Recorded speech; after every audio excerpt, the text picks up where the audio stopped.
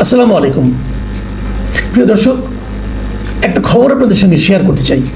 সেই খবরটা হলো গতকালকে মানে রবিবার যুক্তরাজ্যের লন্ডনে একটা 5 তারকা হোটেল ইন্টারকন্টিনেন্টালে, সেখানে আওয়ামী লীগের বেশ কয়েকজন সাবেক মন্ত্রী প্রতিমন্ত্রীকে একসঙ্গে দেখা গেছে। 4 জন। এরা কারা? সাবেক পররাষ্ট্রমন্ত্রী হাসান মাহমুদ, সভাপতিমণ্ডলীর সদস্য মৎস্য পানি সম্পদ বিষয়ক মন্ত্রী আব্দুর রহমান, সাবেক নৌ পরিবহন প্রতিমন্ত্রী খালেদ মাহমুদ চৌধুরী এবং সিলেট জেলা আওয়ামী লীগের সভাপতি ও সাবেক প্রবাসী কল্যাণ ও বৈদেশিক কর্মসংস্থান বিষয়ক প্রতিমন্ত্রী শফিকুর রহমান চৌধুরী।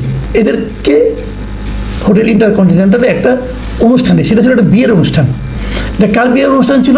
যে লন্ডনে যুক্তরাজ্য আওয়ামী লীগের সাধারণ সম্পাদক সৈয়দ সাজিদুর রহমান ফারুকের ছেলে ফাইয়াজ রহমানের একটা বিয়ের অনুষ্ঠান ছিল। সেই বিয়ের অনুষ্ঠানে আওয়ামী লীগের এই 4 জন মন্ত্রী ও প্রতিমন্ত্রীকে একত্রে দেখা গেছে। তারা একটা বিয়ের অনুষ্ঠানে গিয়েছেন এবং তাদের যে ছবিগুলো দেখা গেছে, এই ছবিগুলোর একটা ছবিতেও তাদেরকে দেখে মনে হয়নি তারা বিন্দুমাত্র টেনশনের মধ্যে আছেন, অথবা তারা বিন্দুমাত্র মানে আপনার কি বলে এটাকে দুঃখের মধ্যে আছেন। তারা মোটামুটি খোশ মেজাজে 5 তারকা হোটেলে একটা বিয়ের অনুষ্ঠানে আনন্দ উল্লাসের মধ্যেই ছিলেন। এই যে দৃশ্যটা, এই দৃশ্যটা এখন থেকে আমার মনে হয় এরপর আপনার নিয়মিতই দেখতে থাকবেন। তাদের লাজ লজ্জা, প্রথম দিয়ে তারা একটু লজ্জায় ছিল। বিদেশে তো আর ভয় নাই, বিদেশে কে তারা কী করবে? বিদেশে তো আর বাংলাদেশি পুলিশ যে তাকে ধরে আনবে না, অথবা অন্য কিছু তো হচ্ছে না। তো ওখানে তারা একটু প্রথম দিকে হয়তো লজ্জাই পেত যে যাওয়াটা কি ঠিক হবে, দেশে এত আকাম কুকাম করেছি, লোকজন তো জানে আমরা তো মানুষের ধন সম্পদ, মানুষের প্রপার্টি, সরকারি প্রপার্টি লুটপাট করেছে। এই লোকগুলো অত্যন্ত দাপট দেখিয়েছে, মানুষকে যাচ্ছে তাই বলে অপমান করেছে, বিরোধী রাজনৈতিক দলগুলোকে তুচ্ছ তাচ্ছিল্য করেছে। এই লোকগুলি করেছে। কিন্তু আওয়ামী লীগের প্রত্যেকটা মন্ত্রী এই অপকর্মের সঙ্গে জড়িত ছিল। প্রত্যেকটাই বলবো, 2-1টা ব্যতিক্রম ওটাকে আমি ধরি না, 2-1জন ব্যতিক্রমকে আমি ধর্তব্যের মধ্যে রাখি না। তো এরা সবাই তো এই কাজগুলি করেছে। এখন তাদের সেই যে লজ্জার একটা থাকে না, যে চোখের পর্দা উঠে যাওয়া, এদের সেই চোখের পর্দাটা এখন উঠে গেছে। উঠে যাওয়ার পর এখন তারা ওই আমোদ করা, একসঙ্গে সবাই বসে আড্ডা দেওয়া, এই সমস্ত কাজগুলো তারা এখন নির্লজ্জভাবে করতে পারছে। এখন প্রশ্ন হলো, তার হচ্ছে বড় কথা যেটা আমার কাছে মনে হয়, এই লোকগুলোকে করতে দেওয়া হচ্ছে কেন? ওখানে কি আওয়ামী লীগের কেউ নাই? ওখানে কি বিরোধী দলের কেউ নাই? বাদ দেন দল, ওখানে কি বাংলাদেশের কেউ নাই? এই লোকগুলো তো দেশের জন্য ক্ষতি করছিল। এরা আমাদের এই দেশটাকে শেষ করে দিয়েছে। এরা এতটাই ভয়ঙ্কর যে দল এদেরকে মন্ত্রী বানিয়েছে, তারা সেই দলটাকে শেষ করে দিয়েছে। এবং সেই দলের যত নেতাকর্মী আছে নিবেদিত প্রাণ, এই প্রত্যেকটা নেতাকর্মীদেরকে তারা বিপদের মুখে ঠেলে দিয়ে নিজেরা আরাম আয়েসে এখন বিদেশের মাটিতে বসে আছে। এরা এত টাকায় দেশ থেকে পাচার করেছে যে পাচারকৃত অর্থ দিয়ে তাদের 2-3 পুরুষ চলে যাবে। তারা এত টাকা পাচার করেছে। এই প্রত্যেকটা লোক হলো একজনকে ক্রিমিনাল। এই ক্রিমিনালদেরকে আমি বুঝতে পারি না কেন দাওয়াত করা হয় এবং কেন তাদেরকে ওখানে লোকজন প্রকাশ্যে ঘোরাফেরা করতে দেয়। এটা আমার একটা বেসিক প্রশ্ন। মানুষের তো উচিত এদেরকে সামাজিকভাবে হেয় প্রতিপন্ন করা, যাতে এরা নাকি ঘরের বাইরে বেরোতে না পারে, লজ্জায় মানুষকে মুখ দেখাতে না পারে। এদের তো লজ্জা শরম নাই, কিন্তু সেই লজ্জা শরমটা তাদেরকে চোখে আঙুল দিয়ে দেখাই দিতে হবে। এটা তোমার লজ্জিত হওয়া উচিত। তাদেরকে দেখাই দিতে হবে তুমি সামাজিক অনুষ্ঠানে তুমি ব্রাত্য। এই খবরটা দেশের আজকে আমি একাধিক পত্রিকায় কিন্তু দেখলাম, এবং ইত্তেফাকে যে প্রকাশিত খবরটা তার নিচে বেশ কয়েকটা আমি কমেন্টও দেখলাম যে সাধারণ মানুষ এদের এই কর্মকাণ্ডকে কীভাবে ব্যাখ্যা করছে, বিশ্লেষণ করছে। আমি তাহলে একটা মন্তব্য আপনাদেরকে পড়ে শোনাতে চাই। মিস্টার জাহাঙ্গীর আলম নামে একজন লোক কী মন্তব্য করেছেন, তিনি লিখেছেন যে আওয়ামী লীগের যত নেতা এদেশ থেকে পালিয়েছিল, এদের সকলেই বিগত 16 বছর যাবৎ এদেশের ক্ষমতায় থেকে মাফিয়া ডন কায়দায় হাজার হাজার কোটি টাকা লুটপাট করেছিল এবং তাদের এ সমস্ত লুটপাটের বেশিরভাগ টাকাই বিদেশে পাচার করেছিল। সুতরাং তাদের পাচারকৃত হাজার হাজার কোটি টাকা বিদেশে আয়েসি জীবনযাপন করে খেলেও তাহা কয়েক পুরুষের জীবনে শেষ করতে পারবে না।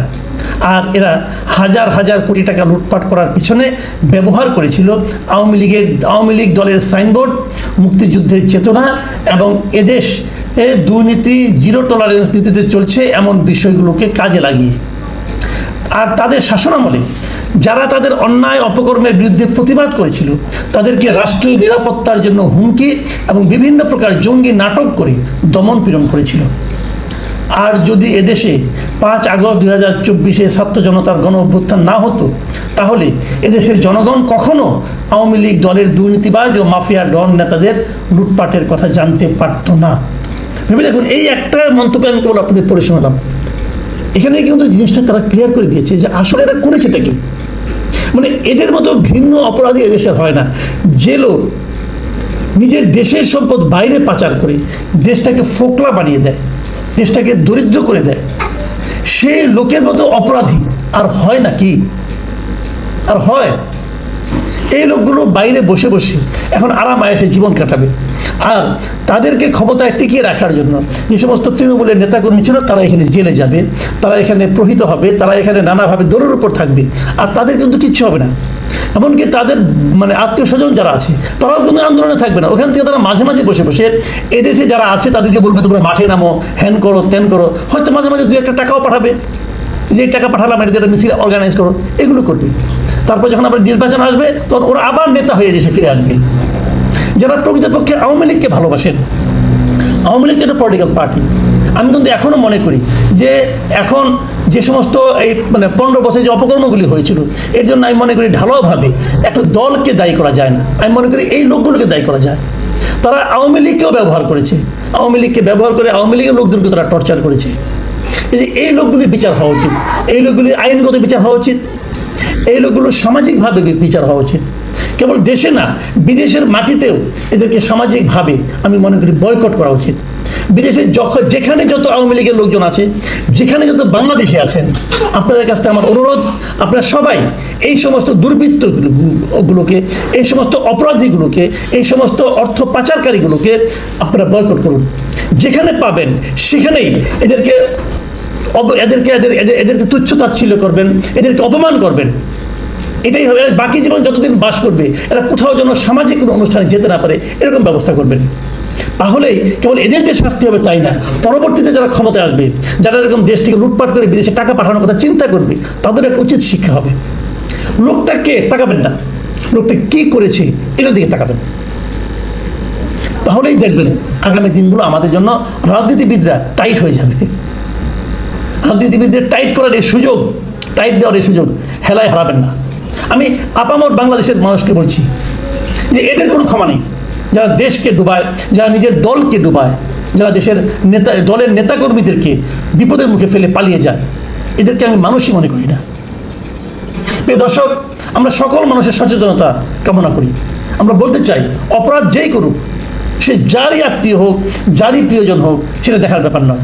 অপরাধটা দেখুন এবং অপরাধের জন্য সাজা দিন, এবং অপরাধীকে সাজা দিতে না পারলে সেটা